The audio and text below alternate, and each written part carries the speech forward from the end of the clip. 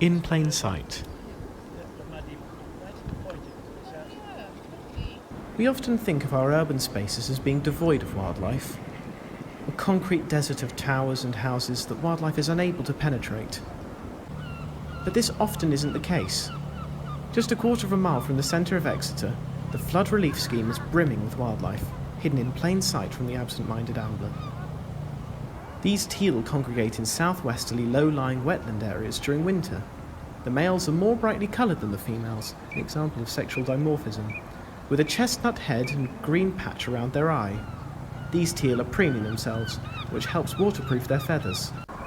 The teal make beautiful high-pitched peeping noises, and you can often hear them communicating while hidden in the dense vegetation of the flood relief scheme. Slightly further along the channel, a grey heron has just caught a large fish, and seems rather puzzled about what to do with it. Meanwhile, a pair of mute swans are feeding in the river. Mute swans generally mate for life, and despite the urban legend that they only sing when they are dying, mute swans are noisy, and their courtship dance is accompanied by a multitude of hisses and grunts. This male kingfisher is undisturbed by the walkers and cyclists enjoying the fresh air. Male kingfishers have a jet black beak, unlike females who have an orange-red lower section to their beak, making them appear to be wearing lipstick. Kingfishers hunt by perching from branches overlooking rivers and eat small fish and aquatic insects. Unfortunately, pollution, habitat degradation, and poor river management mean that kingfishers are declining in the UK and are now amber listed here.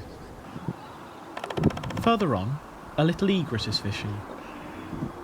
Little egrets are a recent arrival to the UK, and Devon and Cornwall have some of the highest densities of them. Back in the reeds, our heron still hasn't decided what to do with its large fish.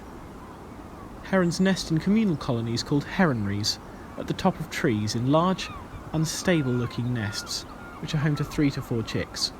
The young often sport punk-like hairstyles before they fledge after a month and a half, although our grey heron won't breed until February. When a group of grey herons do come together, they are known as a siege. Slightly further up the river, another little egret is fishing.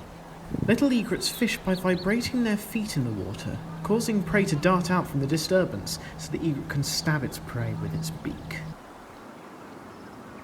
Startled by a crow flying past, our grey heron gulps down its catch whole.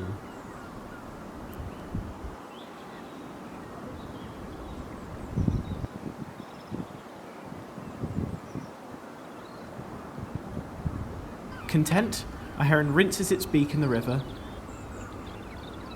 before noticing the people watching it for the first time, so it flies off downstream to a more private fishing location. As the heron flies, it's easy to see how these pterodactyl-like birds are the modern descendants of the dinosaurs. The male kingfisher waits patiently on its fishing perch for a small fish to swim his way, as oblivious to the people walking past as they are to him. So when you're next in your local wild patch, pause for a moment and see what nature you can find hidden in plain sight.